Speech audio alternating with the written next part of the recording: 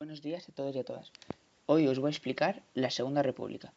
La Segunda República viene entre 1931 y 1936, con la victoria de las candidaturas republicanas en las elecciones municipales. Varios ayuntamientos, como el de Eibar, por ejemplo, proclaman la República el 14 de abril. Esto hace que se forme aquí un gobierno provisional, en este caso presidido por Niceto Alcalá Zamora. Alcalá Zamora convocará unas elecciones a Cortes Constituyentes. Y pasamos al segundo punto. El periodo constituyente vendrá desde junio hasta diciembre de 1931. En este periodo empieza con el triunfo electoral de la coalición republicano-socialista en estas elecciones de aquí arriba, y en el que el presidente de la República será Alcalá Zamora y el presidente del gobierno será Manuel Azaña. Aquí se inicia un periodo constituyente, caracterizado por unas primeras medidas que ahora explicaremos y por la Constitución de 1931, que tendrá gran importancia a lo largo del resto de la historia. Vale, pasamos con las primeras medidas. Las primeras medidas que propone esta coalición republicano-socialista será una amnistía y una proclamación de mayores libertades políticas. Esto quiere decir amnistía a presos políticos anteriores y se proclamará libertades políticas como libertad de expresión y cosas por ese estilo. También se harán negociaciones con los nacionalistas catalanes. Como recordaréis, aquí habría problemas con la independencia y con las provincias de, sobre todo, Cataluña y de País Vasco. Se elaborará una nueva constitución, esta de aquí, que luego os explicaré, y habrá muchos debates alrededor del voto femenino y de la cuestión religiosa, ya que por estos entonces la religión todavía ostentaba grandes poderes dentro de la política y del Estado. Brevemente os explico la Constitución de 1931. En la Constitución se establecía que la forma de gobierno debía ser una república democrática, progresista y laica. Un punto muy importante, lo de laica, como hemos hablado aquí antes, lo de la cuestión religiosa. Establece al Estado como un Estado laico. Luego, es uno de sus puntos más importantes y en lo que es innovadora esta Constitución, es el sufragio universal femenino. Es decir, las mujeres podrán votar y unos amplios derechos individuales y sociales para que la población y esto pues tengan libertades a la hora de votar, de hablar, etc. Este periodo acaba y comienza el bienio republicano-socialista. Acaba por unas elecciones y comienza aquí, en el bienio republicano-socialista. Este bienio propondrá también una serie de reformas que están resumidas en esta tablita que ahora pasaré a comentaros. Vale, hay unas reformas militares que el objetivo es que haya un ejército profesional y democrático. Con los militares siempre había problemas porque había muchos, pues unos querían ostentar el poder, no sé qué, no sé cuántos, entonces quieren que haya un sistema democrático que elija a los generales, a los capitanes, etc. ¿Quién se oponía a estas reformas? Como no, la jerarquía militar, la gente que estaba ahí ya bien afianzada, que tenía ya un sueldo establecido y no estaban de acuerdo. Otra de las reformas fue la reforma religiosa, que buscaba la secularización del Estado, es decir, separar la Iglesia del Estado y del gobierno. ¿Quién se oponía? Por supuesto, la jerarquía eclesiástica, es decir, igual que los militares, pero en este cambio los religiosos que estaban bien posicionados, con muchas propiedades, mucho dinero, etc. Y por último, también una reforma agraria, que su objetivo era redistribuir las propiedades.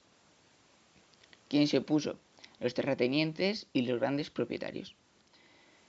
Aquí se buscaba coger las tierras de estos señores de aquí, de estos terratenientes, y repartirlas entre la gente para que se cultivasen y se trabajasen. Otra reforma era la reforma territorial, que buscaba la integración de los nacionalismos, como hemos dicho aquí arriba, de los catalanes, el País Vasco sobre todo, aunque también la Comunidad Valenciana, Galicia y Andalucía eran bastante que buscaban bastante también la independencia. ¿Quién se opuso? Las fuerzas de derecha, que bueno, que se oponían a los nacionalismos. Por último no, vale, educativa. Buscaba mejorar el nivel educativo y hacerlo obligatorio, laico y público. Otra vez aquí la cuestión religiosa. Hacerlo obligatorio para todos los niños y hacerlo público, ya que antes sí que estaba, pero solo la gente con dinero pues podía ir. Y por último, la oposición, que se oponía a la Iglesia y los sectores católicos, ya que eran los que controlaban la educación hasta entonces. Y por último, ahora sí, las reformas laborales, que buscaban mejorar las condiciones laborales y salariales. Es decir, que la gente tuviera derecho a unas vacaciones, a una seguridad social, cosas así, ¿no? Que ayudara a los trabajadores. Se opuso a las fuerzas de derecha y los patrones, que claro, claramente iban a salir perjudicados, ya que tenían trabajadores trabajando por muy poco precio que generaban pues ingresos para ellos, ¿no? Por lo tanto, los problemas de este bienio republicano socialista, con toda esta oposición de aquí, que tenemos aquí, ahí están todos, ¿no? Oposición militar, eclesiásticos, fuerzas de derechas. ¿Qué pasa aquí? Golpe militar de Sanjurjo. Sanjurjo era un militar que dio un golpe militar y puso fin al bienio republicano socialista. Hubo también una radicalización obrera, conocido como casas viejas, donde unos campesinos intentaron establecer como una comunidad comunista, así en Casas Viejas, un pueblo de Andalucía. Lo que pasó es que el gobierno pues tuvo que poner fin de forma bastante violenta, por decirlo de algún modo, a esta revolución. Y toda esta cosa, entre el golpe militar, las oposiciones y todo esto, devino en una crisis republicano-socialista. Por lo tanto, hubo una disolución de las Cortes y una convocatoria a nuevas elecciones. Y aquí pasamos al bienio radical cedista, que fue de noviembre del 33 a febrero del 36. Hicieron un proceso de contrarreforma, querían acabar con esta reforma de aquí, pues establecieron un proceso de contrarreforma. Vale, por lo que triunfó la candidatura de derechas, el gobierno de Lerroux, con el apoyo de la CEDA, si os acordáis que la CEDA estaba presidida por Gil Robles, se paralizó todas estas reformas que hemos dicho aquí antes, y algunas de ellas ni se llevaron a cabo, y dio amnistía a los golpes militares de 1932 aquí, a Sanjurjo, ya que habían sido puestos en prisión.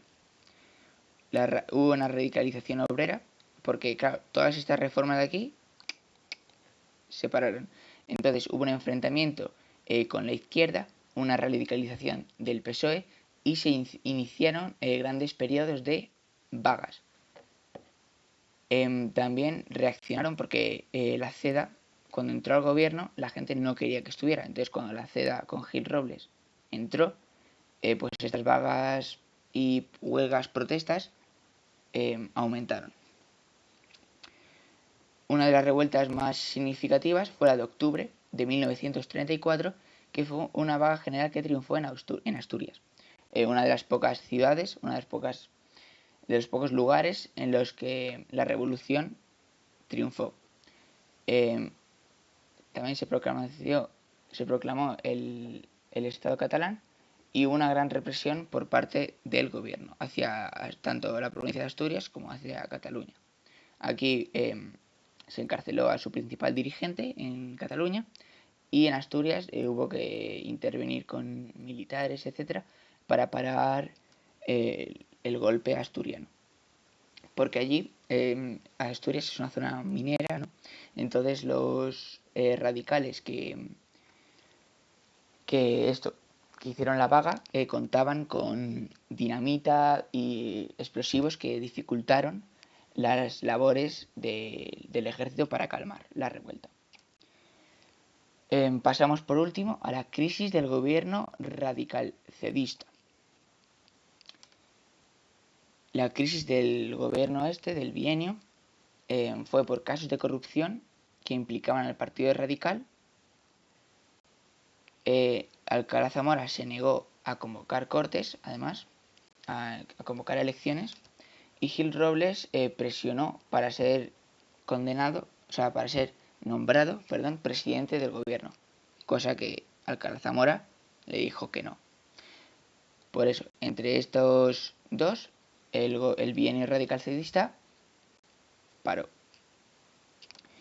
Y por último, claro, se hicieron elecciones, claramente, estas elecciones de aquí, donde se unió toda la izquierda y formaron el Frente Popular.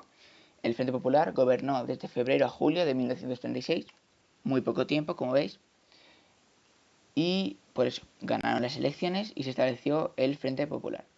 El presidente de la República era Manuel Azaña y el del gobierno Casares Quiroga. Los principales problemas a los que tuvo que enfrentarse el Frente Popular: aumento de las tensiones sociales, conspiración militar, radicalización de la política, asesinato de Calvo Sotelo y del teniente Castillo, y por último el golpe de estado militar del 16 de julio, el golpe de Franco, como todos sabréis. Las medidas que hizo el Frente Popular en estos pocos meses que estuvo en el poder: se reanudaron las reformas suspendidas del 34, es decir, las reformas de aquí abajo. Hubo amnistía a los presos políticos que habían sido encerrados en el bienio radical cedista. Se restableció la Generalidad de Cataluña y los estatutos de autonomía, que aquí no habían sido castigados, y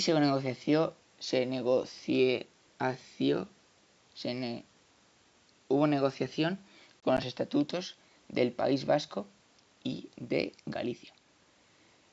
¿Cómo acabó el Frente Popular? Como todos sabréis, supongo, con el golpe de estado militar del general Franco.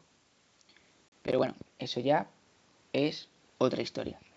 Dadle apoyo y suscribiros si os ha gustado, y en otro vídeo os contaré el franquismo, la guerra civil y el franquismo. Muchas gracias.